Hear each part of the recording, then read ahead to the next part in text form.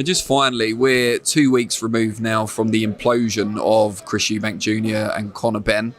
I guess, first of all, did you see any impact that had on your show last week in terms of would it have been even bigger if that shadow wasn't hanging over boxing at the time? Another difficult question, as you always give us, Danny. Disappointing week for boxing, obviously, what happened with Conor and Chris. It was a big shock to me. I was taking my son to the fight, just turned 15, really excited about it. And I came back from the office and he said, this was the Tuesday, I think it was, whenever the news broke, and he said, Dad, we can't go now because Conor's failed a drugs test and the fight can't happen. And I said, well, actually, it's not been officially called off. I think the board obviously said that they didn't want it, but it was called off later. And it was very simplistic. My son said, look, he's been found, there's a drug test that he's failed and Chris can't fight him and the fight can't go on, the show can't go on. And it was very disappointing, and obviously I was very shocked with what I saw because I know Conor very well. It's not for us to judge. The British board made the right decision. It's a process that's got to be followed out, and I felt very sorry for everybody involved, actually, because boxing's a difficult place to be in when things like this happen. But the right thing happened. The fight couldn't have gone on, and the board did exactly the right thing. They're the governing body, and we've got to listen to them. Did it have a knock-on effect? I think everybody was talking about it all last week and continues to. That's not good for boxing. Ultimately, I think it was very different last week. I think it was a different audience.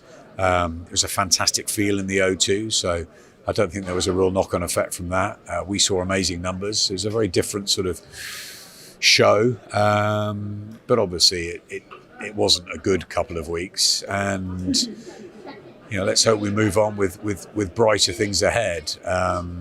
We just have to wait and see what goes on with Conor and with Chris and how we move forward. But very disappointing not to get Fury and AJ and not to get Conor and Chris, because they're two big fights for the casuals, and at least we got a different audience watching Saturday night. So we were really pleased with that, but obviously it was a difficult couple of weeks for boxing, and we've all been there before, Danny, in difficult weeks, and you hope that it follows. A good week followed, and it did. It couldn't have gone better on Saturday night at the O2. It was a Sky show, but I know what Eddie and Calla and the British board would have been going through that week, and that's why I chose not to do any interviews and stay away from it, because it's difficult times for everybody, and the most important thing is the health and safety of the fighters, as I've always said, and there's no place for drugs in the sport, and the right thing happened. He failed a test. The fight couldn't have gone ahead, and we wait to see how it all unfolds. But very shocked originally was my initial reaction to it. Will we see Chris Eubank Jr.'s next fight back on Sky? Maybe.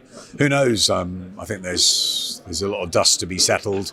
I don't know the ins and outs of the contractual situation, and it's in the hands of lawyers, it's in the hand of medics, doctors, the board, Conor Benn, all sorts of things. So I just got to wait and see. We've got to wait and see to how it all unravels. Would we like to see Chris back on Sky? Of course we would. We've enjoyed many good nights with Conor and Chris.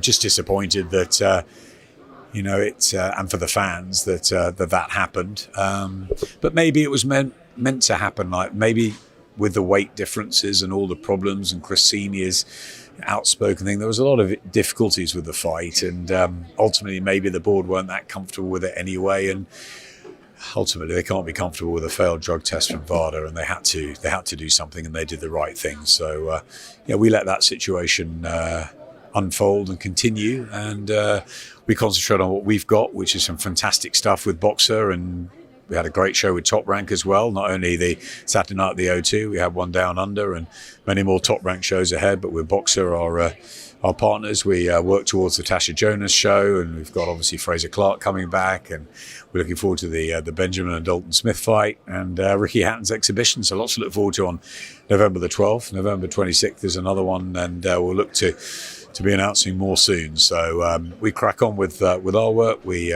stay in our business, but obviously I like to have a look and see what's happening here. It's a huge moment for Tyson Fury to be fighting in London again.